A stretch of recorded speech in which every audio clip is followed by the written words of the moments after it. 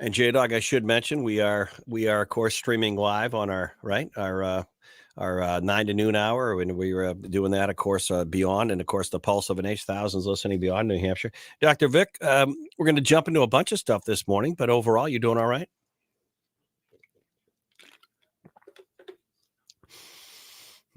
I heard there's a big climate change meeting in Dubai. I'm wondering, is he running back over there just for that climate? I'm wondering, how do all those people on climate change to get there? Is it on big jets with jet fuel? I'm just curious. No worry on the on your carbon footprint. Just do as I say, not as I do.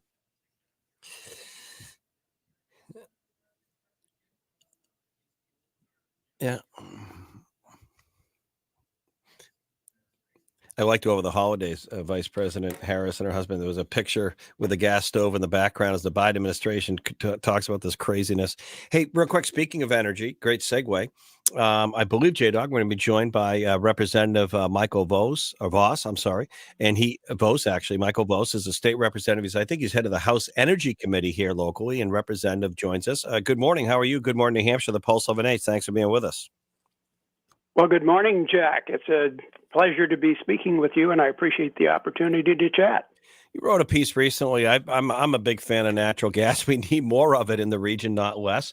The head of Eversource a year ago, October, wrote a letter to President Biden in the White House saying, if you don't change and get rid of some of these things like the Jones Act and allow us to buy natural gas and from our own producers so we can make electricity more affordable, you're actually helping the war in Ukraine and Vladimir Putin. You're making it really tough on our customers. Take it away, Representative. Well, Jack, that's exactly right. We need more natural gas in New England in particular.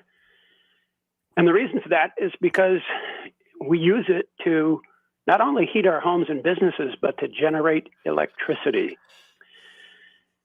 Now, here in New Hampshire, about 80% of New Hampshire homes are heated either with natural gas, propane, or oil. And if we don't have adequate supplies of natural gas, then some people are going to have to either pay more for it or maybe go cold this winter. There is good news on that front, though. The Northeast Gas Association says that storage supplies of natural gas are running ahead this year of last year. So there's more natural gas in storage, and the price is lower this year than it was last year. The market seems to be more stable. So we're looking good, or looking better, I should say, on the natural gas front, even though we still don't have adequate pipeline capacity here to handle our peak gas requirements. Everyday gas requirements, we do have adequate pipeline capacity. But when we get into a tough, super cold, polar vortex kind of situation, we do not have the gas pipeline capacity to bring enough natural gas into our region to generate the electricity we need. So we have to rely on liquefied natural gas. Right. Dr. Vic, go ahead. When we get these really strong cold streaks that stick with us for a week, 2 weeks. I know last year we had breakdowns in the grid in other parts of the country. Is it conceivable that we would have no electricity here in New Hampshire? Well, we wouldn't have no electricity, but what we would have is rolling blackouts. And so each of us would be victim to a period of time. It could be a minute, it could be 5 minutes, it could be 15 minutes of no electricity. And the electric utilities and the grid operator would roll those blackouts from from place to place. So,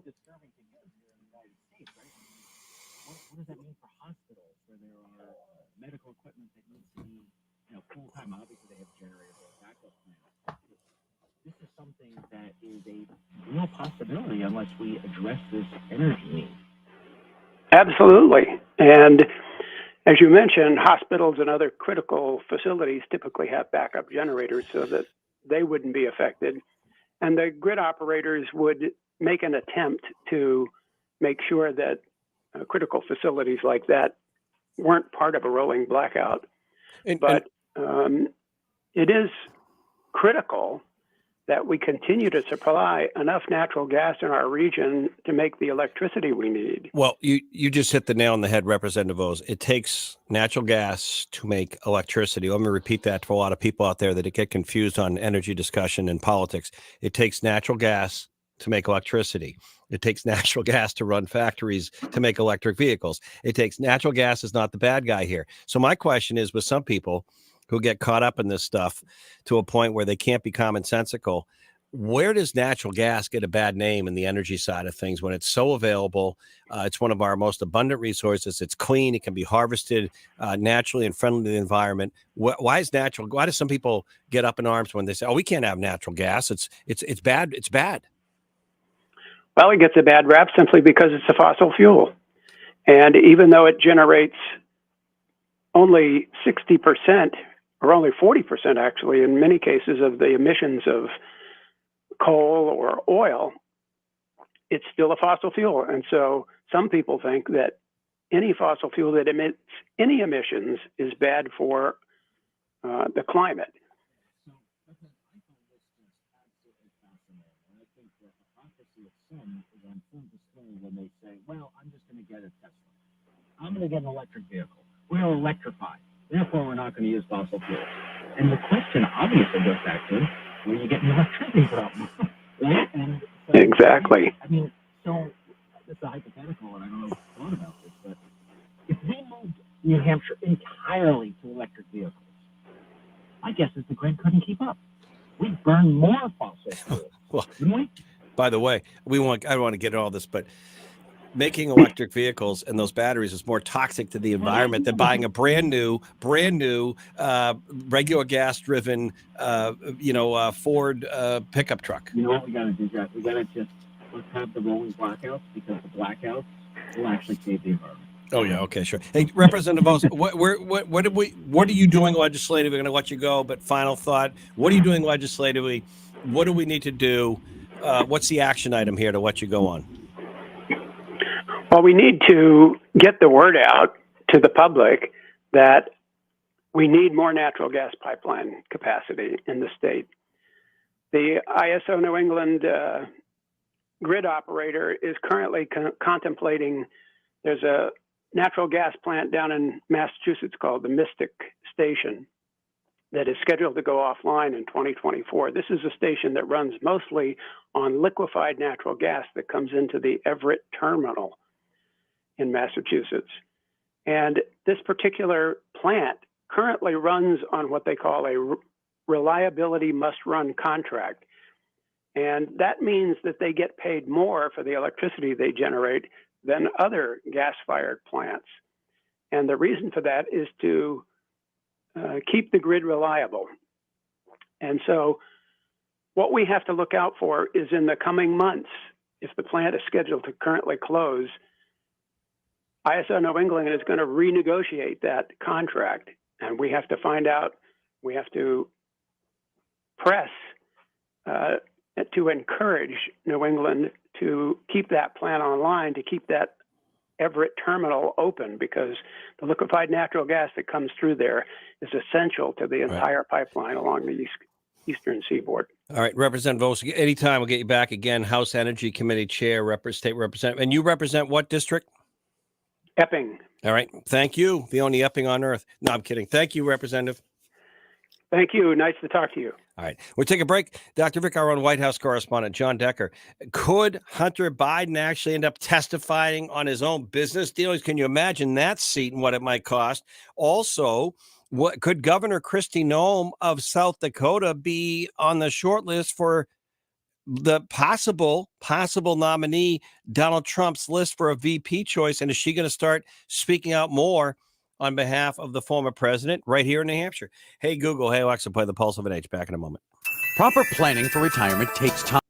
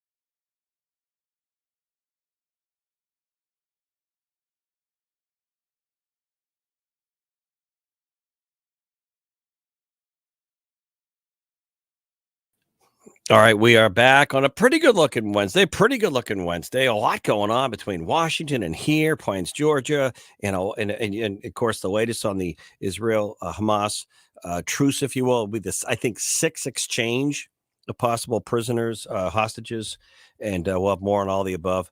Right now, Dr. Vic in our studios, host of Navigating Uncertainty, but our own White House correspondent John Decker joining us. And John, good morning. We're talking earlier with Dr. Vic about the possibility. I mean, I can't believe this. I mean, I don't know if they're going to charge admission for seats. It might help us lower our $33 trillion debt, but seats for admission in the House to hear Hunter Biden maybe answer questions about his business dealings. Take it away, John. Well, that's right. There was a subpoena that was issued to Hunter Biden to appear before the House Oversight Committee for a sworn deposition that would happen behind closed doors. And the lawyer representing Hunter Biden has responded with a counteroffer, and that is that his client, Abby Lowell's client, Hunter Biden, will comply with the subpoena, but they want to have this testimony given before the public, have the public view Hunter Biden's answers to the tough questions posed by the House Oversight Committee. That counteroffer, Jack, has been rejected by James Comer, the chairman of the House Oversight Committee. He said, first we'll have the sworn deposition in private, and later we'll have a public hearing. That is not something that every Republican is applauding. In fact, Josh Hawley, Republican senator from Missouri, says, hey, look, they've offered to testify in public. Let's hear from Hunter Biden in public. And so not everybody on board this strategy that James Comer, the chairman of the House Oversight Committee, is advocating as it relates to the testimony of Hunter Biden. Dr. Vic, for John Decker, quick question. You don't think the public testimony would turn into a spectacle? Do you think they would try that at prime time or do anything like that? Well, why not? I mean, look, we've had January 6th committee hearings in prime time. You could argue they were a spectacle to a certain extent. But I think it's important to keep in mind that this idea of having private testimony, a sworn deposition behind closed doors before public testimony, not that unusual. In fact, the January 6th committee, you may recall, many witnesses testified behind closed doors, sworn depositions before testifying publicly before the committee. So there is precedence for this. Yeah, I mean, I kind of feel like due process should follow its course. Whatever is the right way to get the information, whatever's conventional, let's get the questions asked and have some answers provided. So I feel like that's probably the way I would go with it. Yeah, I think that the idea by the committee here is, I think, getting Hunter Biden on the record, with this sworn deposition, and then seeing if he changes his testimony in any way with the public testimony that could come down the road in 2024. All right, John Decker, own White House correspondent. Thank you, John. Thanks, Jack. Dr. Vic, before we go to the bottom of the hour, just let's talk a little bit about kind of the national political thing for a moment. It gets interesting. Nikki Haley's going to be in the state today. She's recently got Judd Gregg's endorsement. Who knows what Governor Chris Sununu is going to do? I presume it's within the next week if he jumps in with an endorsement. But you have Donald Trump still very much looking at New Hampshire and Iowa. Ron DeSantis focusing there. But you have all the Hunter Biden stuff, the Joe Biden stuff. What unbelievable.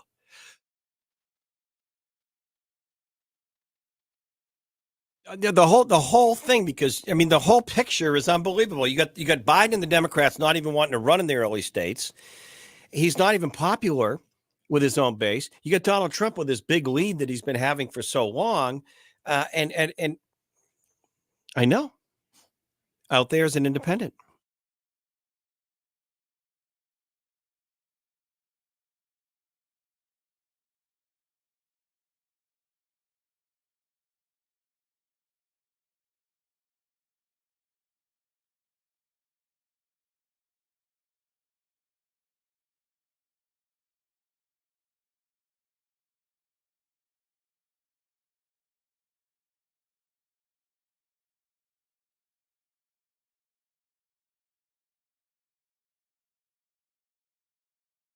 But if you have Representative Phillips running in New Hampshire, or possibly Senator Manchin, who's not going to run again, runs under the no labels thing. Now, all of a sudden you have several candidates, and some could argue like the primary with a bunch of people, with Trump's base being solid, it helps him.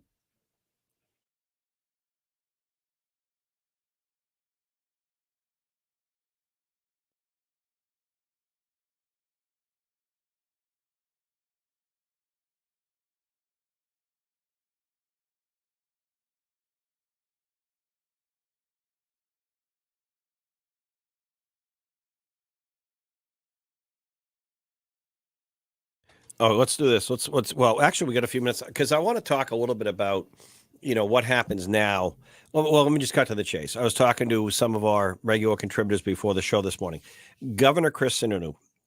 I've talked to former governor. I've talked to people that know this process, like you and others. They feel he's got about a week, could go into next week, but not much more of a window to have a real impact here if he's going to make an endorsement. Presumably, that would be Haley, DeSantis, or Christie. He's already said it will be one of the three governors. Which one do you think will be? And if he jumps in, can he make a big difference or not with that Trump lead?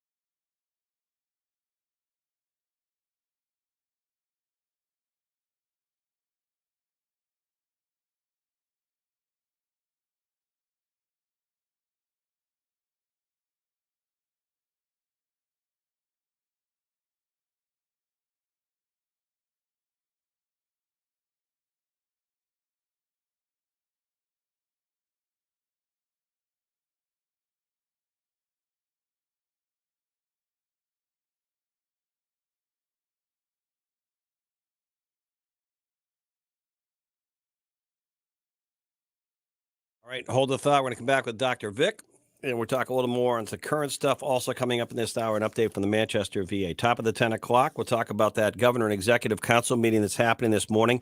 Already, one of the executive councilors, Democrat Cindy Warmington, who's running for governor, is pushing for passage of Planned Parenthood funding, something the Republican-led council may not pass, and a lot more. Hey, Google, hey, Alexa, play the Pulse of an Age, powered by GMI Asphalt and Paving, now paying up to $35 per hour for seasonal workers statewide. Call Christine or text PAVE to 78,000 now. Back in a moment.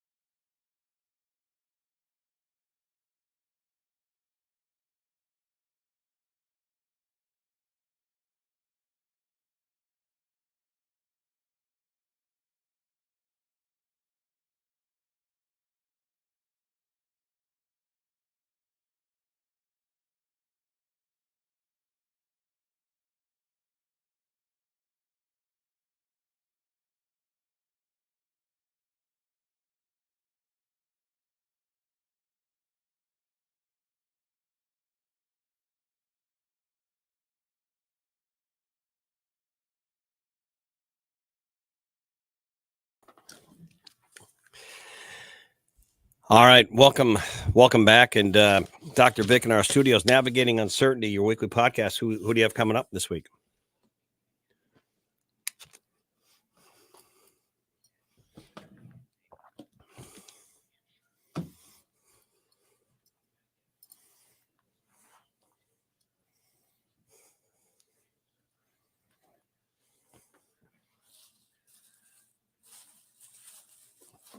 That's pretty cool. Yeah.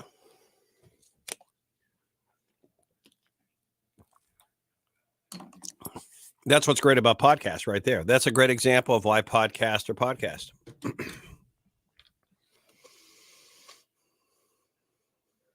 Someone close to you, someone you know well.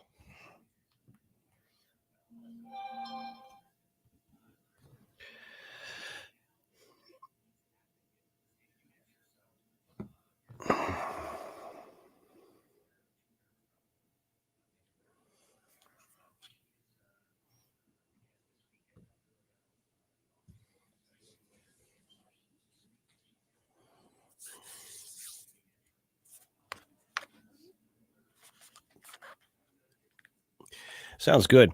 Let's jump back a little bit. You know, it's interesting this morning as we're broadcasting, the governor and executive council are meeting, and one of the big issues is a Planned Parenthood funding contract.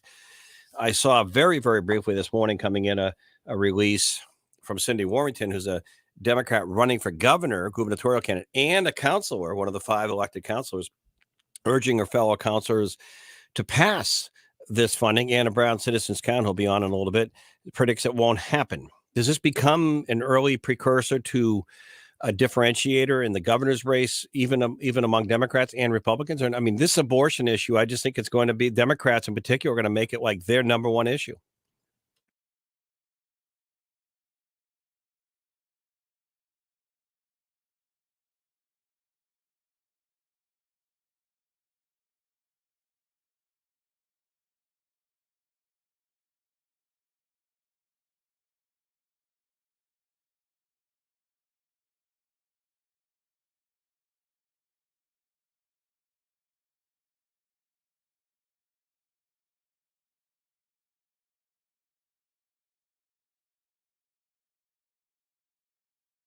Yeah, it's going to be interesting because we haven't heard much with all the presidential noise and activity.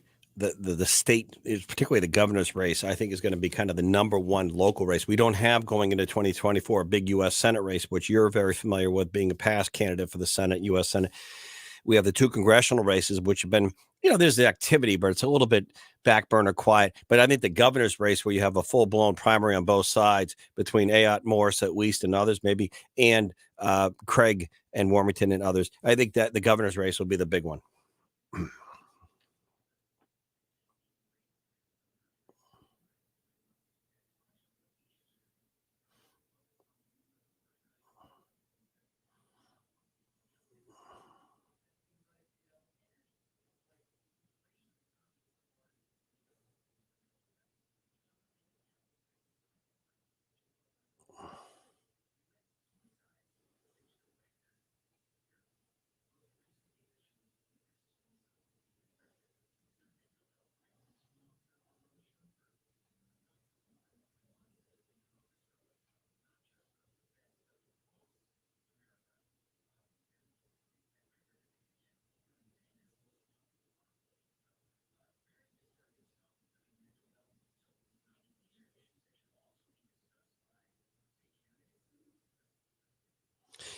All right, what else is catching your eye?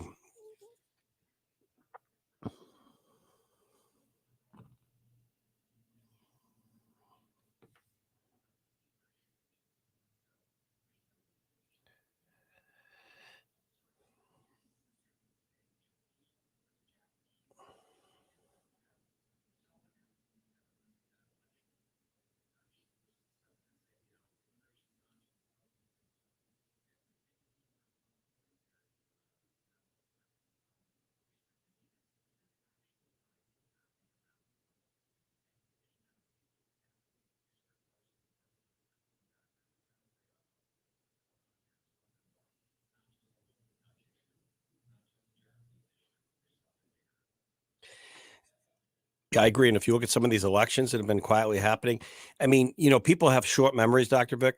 And I remember very clearly the lead up to 2016 when it ended up being Hillary Clinton and Donald Trump. And I know people forget with all the noise. I know people forget. But there was this guy named Donald Trump. He actually talked about building a wall, and people mocked it and they kind of downplayed it. And we don't have a crisis at the border. Build a wall. We need to secure our borders. He was tough on China. All these messages that worked in 2016 seem to be coming back. I mean, I saw the other day that the terms have changed from illegal aliens to illegal immigrants to migrants now. And there were folks that came into this country illegally that literally took over a terminal or a section of a terminal at the airport in San Diego. You see folks in places like New York City and Boston, the local officials who didn't really speak up for years as Texas and Arizona were dealing with this crisis, and they were kind of mocking the governors there for trying to secure their borders.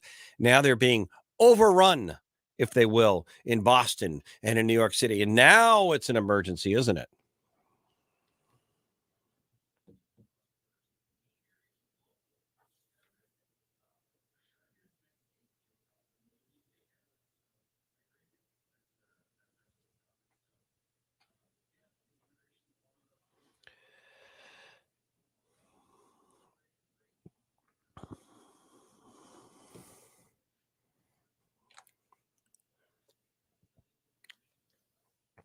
Okay, real quickly, one of the markets shot up yesterday. I'm not a big market person, but you pay attention to these things because consumer confidence seems to be up a little bit.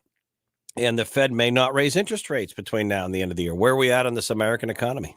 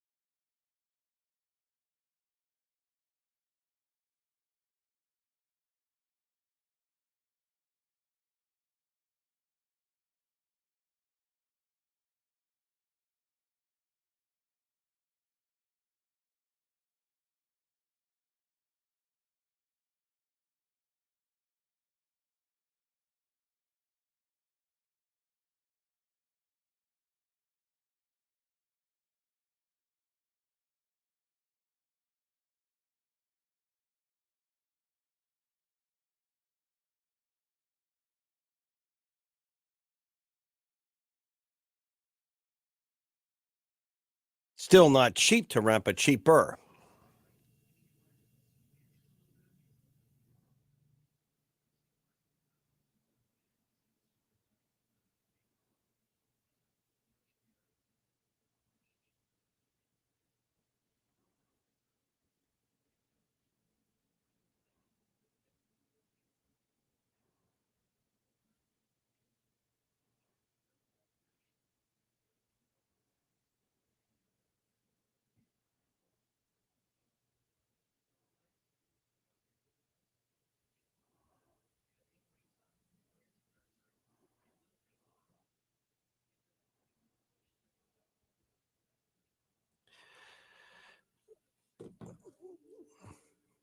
So why explain this to me? Why is this thing propped up? If people are maxing out credit card with huge interest rate payments, at some point that party ends. I know people with you wrote a piece about this recently, a very good substantive piece on real estate. The reason why we have low inventory is, and I met someone yesterday who locked in at 3%. No one's going to give up these low interest mortgage rates, nor should they if they're fixed. So you don't have houses sort of switching hands. Not a lot of new building going on. So, demand kind of outweighs supply. But where does the party slow down? I mean, I just think at some point this isn't sustainable. And we didn't even talk about, by the way, a $33 trillion national debt. Mm-hmm.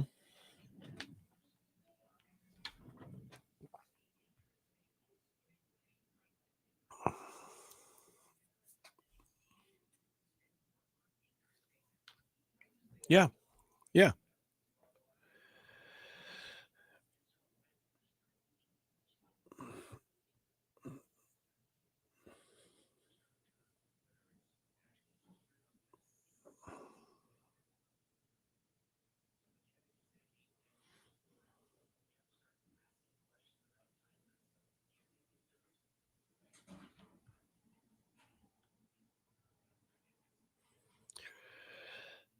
Hmm.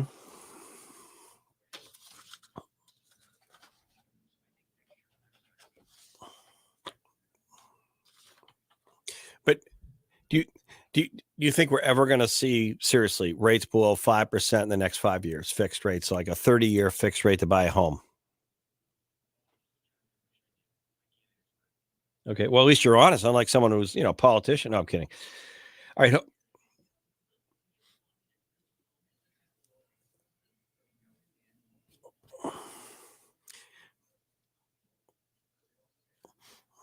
All right. Hold the thought. Still coming up a little later on. We'll talk about that executive council meeting this morning, that Planned Parenthood funding vote. A little bit later on, Nikki Haley. Also coming up, our friends in the Manchester VA. It's a season of giving. Dr. Vic in the studios, J-Dog on the boards. I'm Jack Heath, WTPL 1077 FM, Manchester Concord Corridor. Seacoast of New Hampshire, right up into Portland, Maine. Dr. Vic mentioned that adaptive surfing program in Kennebunkport, where, of course, WTSN. Seacoast of New Hampshire, right up into Maine, 1270 AM, 98.1 FM. Everywhere else, Lakes region, you name it, our AM and FM stations up there, WEMJ, WSR. Hey, Alexa, hey, Google, play the Pulse of NH, the Pulse of NH, not a noon. Jack Heath, back in a moment.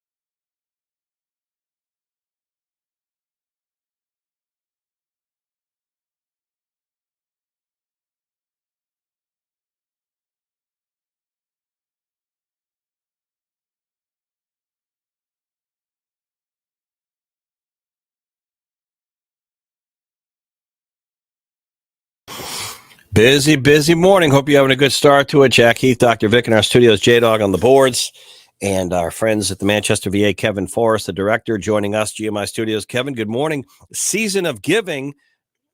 Good. Season of giving. You know, it's across the board, and we're passionate about supporting our veterans. I am anyway, and you are. Tell us about what that means for you.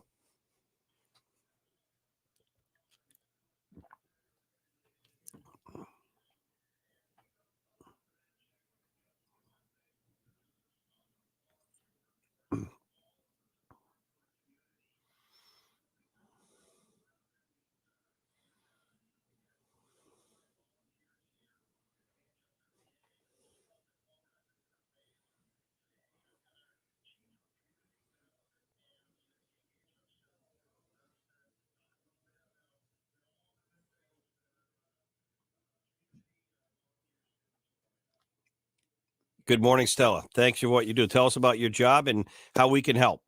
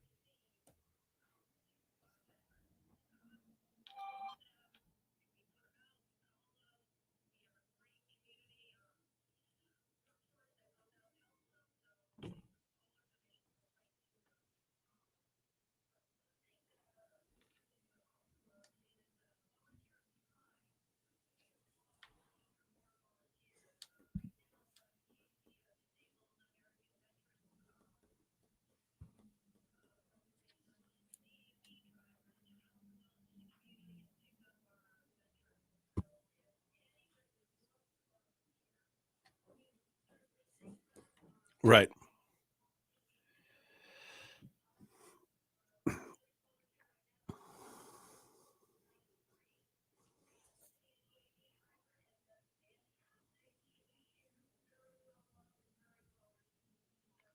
Can, can, can I can I interrupt just a minute, Stella and Kevin? That one might get some people to respond, and they might want to know simple things, and maybe you can talk about it. What's involved for me to volunteer to drive some veterans and help on, a couple days a week to have a shift because it would get me busy and focused, and I'd be feeling like I'm doing some good. Um, what are the requirements? Do I pay for my own fuel? Is there any pay? Because some people have these questions, right? And how do people learn more and follow up to kind of get on the list and who's appropriate? Can you answer some of those?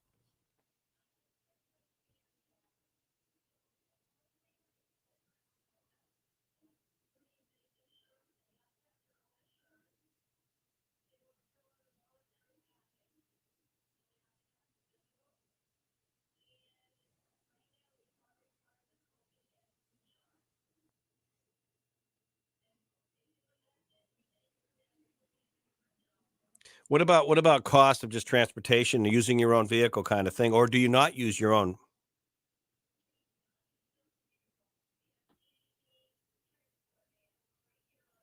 Okay, so that answers part of that. And what do you find from your volunteers? Do they you mentioned the elderly gentleman in his 90, do they really feel like, hey, this is important to me, I really love it or enjoy it? What's your feedback?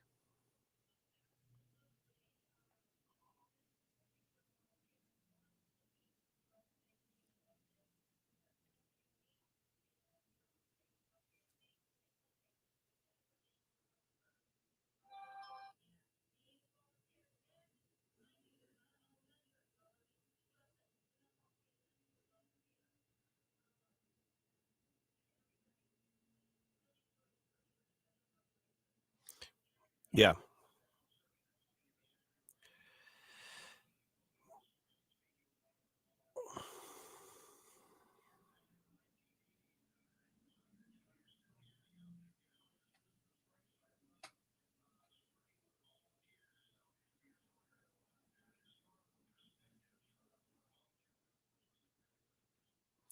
All right. And what anything else still on this front? Because I think these partnerships, getting more people involved in the VA is one of the best ways, Kevin, we can spread the word to let veterans know about some stuff they may not even be aware of. What are some, how can other people type, other groups help you on whether it's donating? One of the things I think of too, Dr. Vic, you and I were talking earlier about the cost of renting. I got a very nice, Kevin, I haven't told you this yet, so I should tell you offline, but I got a very nice email from a listener over the holidays. And it's basically, Jack, I listen to the show. I'm a developer. I have some properties. I think I'm going to offer monthly now a $1,000 a month rental, option of my housing, my apartments for a veteran. Yep. Because veterans have people, especially on a fixed income, renting is expensive. So if I'm a landowner, can I help? How can people help you, Kevin and Stella? So, Jack, I would say even today I'm speaking at a groundbreaking for our HUD-VASH program, our homeless veteran program, for people in the community. It sounds like just like this person, to help veterans in need. And I think to answer the question is to get with us and speak about how people would want to help and get them to our homeless team and those who help with veteran housing. All right. And Dr. Vic, any thoughts? No, listen, I think it's great. I mean, the New Hampshire community spirit is alive and well. And I think just getting the awareness out there, people have this giving instinct. I think anything we can do to help would be great. Yeah. All right. Well, what's the best way to contact, you on the giving side or volunteer side? I can answer that, Jack. They can call us at 603-624-4366. Extension 1852, 6422, or 6419. All right. Well, we appreciate it, Kevin. Any final thoughts? Just, a shout out to all our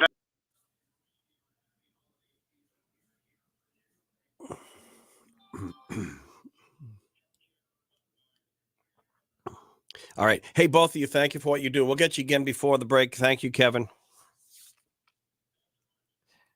Thanks, Stel. Thank you, Stel, for what you do. All right, we're going to hold the thought.